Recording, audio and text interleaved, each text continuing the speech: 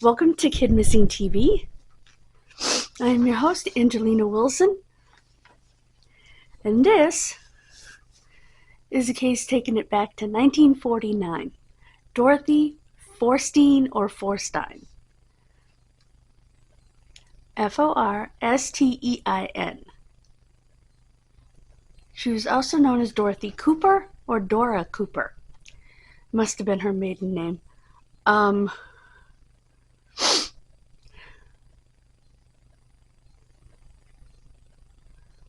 October 14th, 1949, Philadelphia, Pennsylvania. She was 40 years old. She was just 5'2", 125 pounds. She had dirty blonde hair that she lightened, naturally wavy, blue eyes. Okay, she suffered a fractured jaw and nose in January of 1945. You can still see evidence of the jaw in her facial expressions. Her right shoulder goes out of place and has to be put back in about 3 times a year. That's usually, a lot of people who have that though just do it themselves because that's usually a rotator cuff issue, because that's what helps to keep the shoulder in the socket.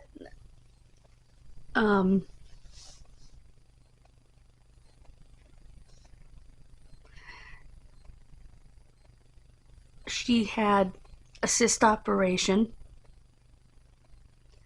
and a cross scar on front of left leg below the knee, an operation scar on the front of the neck for thyroid.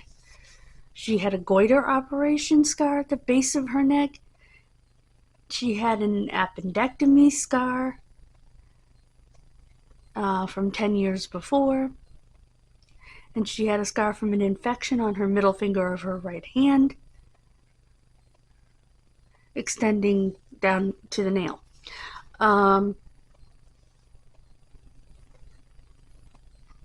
The only jewelry they knew of she was wearing was a yellow gold wedding band. She was wearing red silk pajamas and red slippers.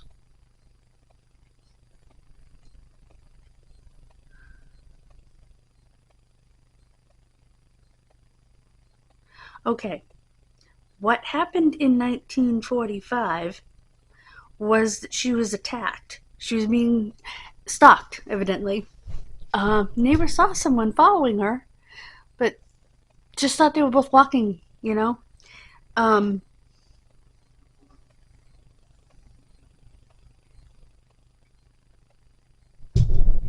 her husband had nothing to do with it.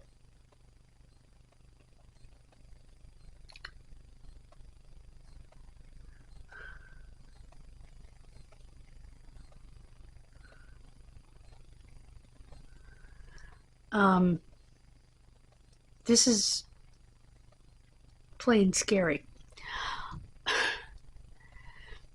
So the night that she disappeared in 1949, her 2 younger children, her older child was off at a sleepover,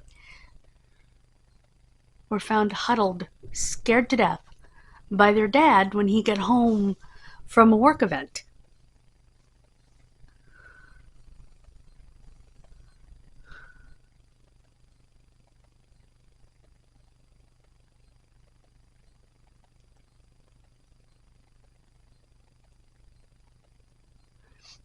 To a banquet, and she said, quote, "Don't forget to miss me," and she was in really good spirits. When he got home and found his children huddled together in the bedroom, the older of the 2 children at home that night, she was about 9 years old at the time, said she woke up and went to her mother's room. She saw a man coming up the stairs. She saw her mother lying on the carpet, face down. The man picked up her mother and told the little girl to go back to bed, that her mommy was sick.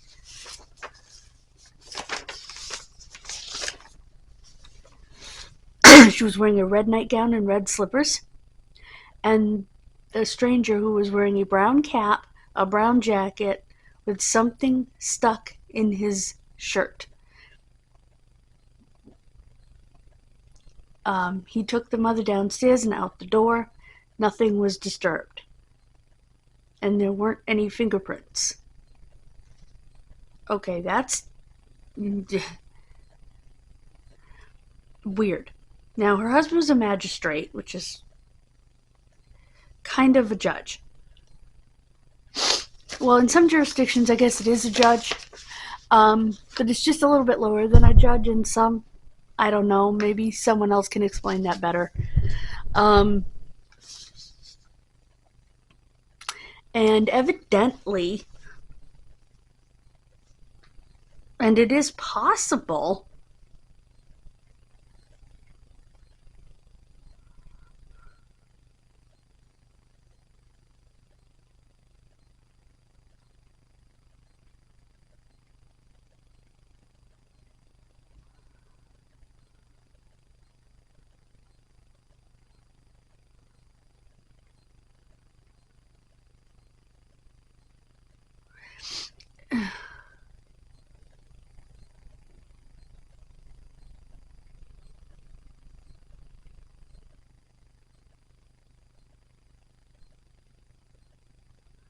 okay, the police didn't trust the little girl, her story, until a psychiatrist interviewed her and said, she's telling you the truth.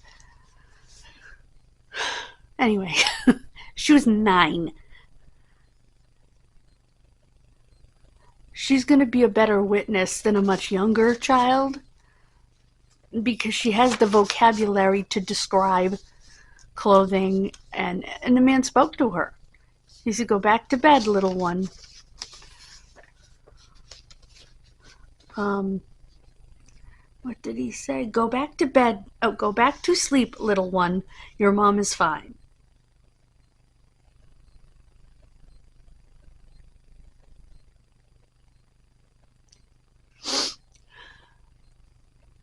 Given that she'd been nearly beaten to death, as we mentioned, police thought it had something to do with, like I said, her husband's job. If we hurt your wife, I don't know. I mean,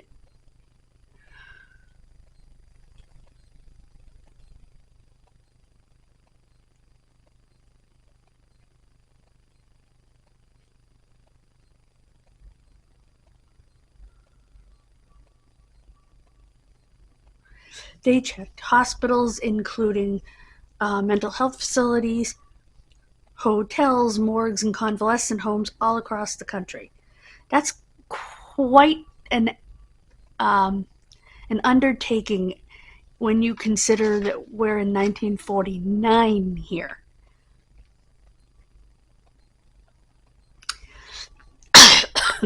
They sent out 10,000 notices to other police departments and institutions.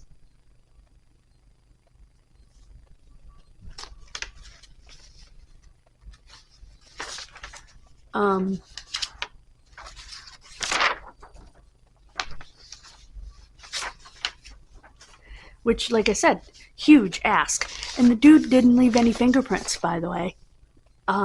This guy was a pro. He'd done this stuff before, which would lead you right back to the magistrate, the judge. Go through his cases. Well, kind of late now, but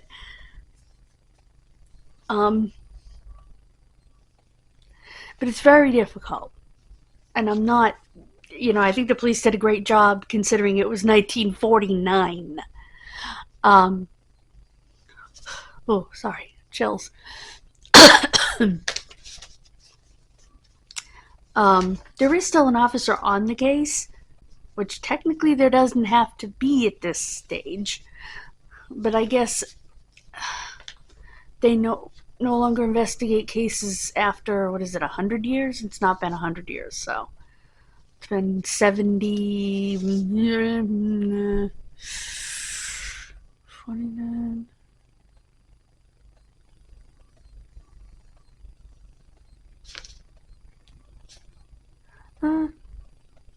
70...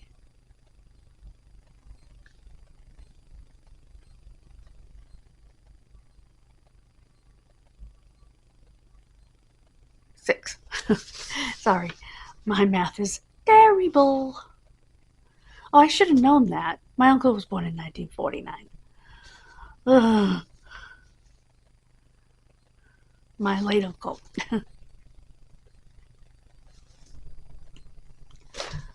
That means my Uncle David's going to be... Holy crap.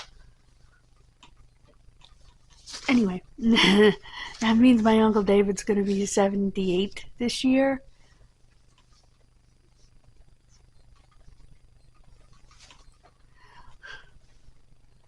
Because he's 2 years older than that. And 3 years younger than my dad, who would be 81. Wow. Anyway. Totally off topic, I realize. Yeah, her maiden name was Cooper. She was born in 1909.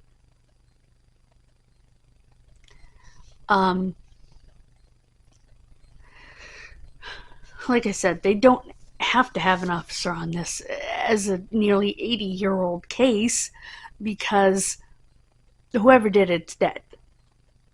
They were an adult 80 years ago. That would make them well over 100 years old. Although they did just arrest a 92-year-old man for a murder when his DNA came back. So, one never knows, I guess. And I'm not kidding. There were just headlines about it. Murder of a girl, little girl. So, but who knows? They could end up getting a lead that closes the case because the killer is probably dead, but you know what I mean? From maybe a family member of the killer or something. Who knows? And I'm saying killer because there's no way she was alive when this person took her out of the house. I do not believe that for a second. But if you have any information, you can call the Pennsylvania State Police, Corporal Andrew Martin, at 215-452-5216. Hi, guys. So sorry.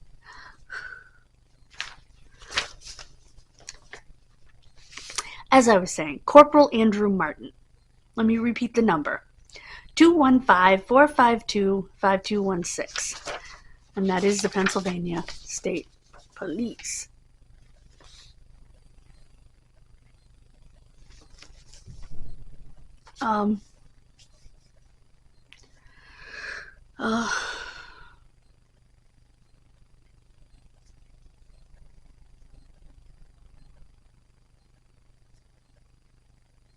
So yeah, that's my opinion. I think that there's no way she was alive when he took her out. None whatsoever. It would be interesting to know what time it was.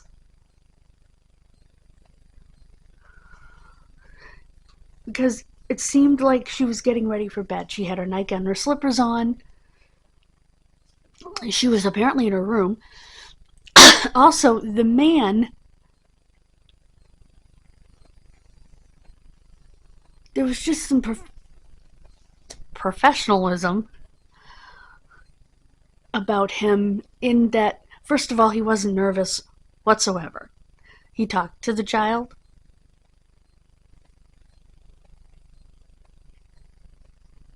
If the mother had been awake, she would have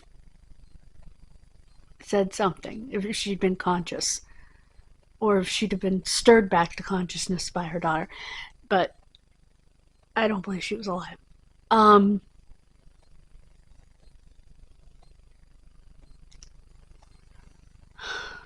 What else?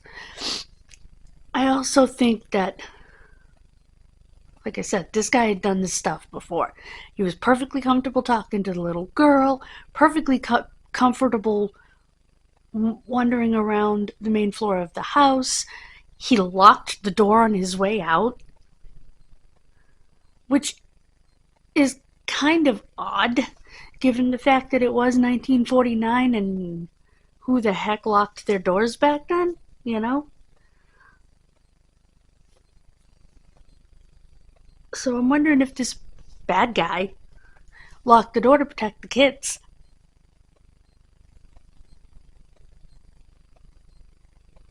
It's weird. This guy was a professional at this.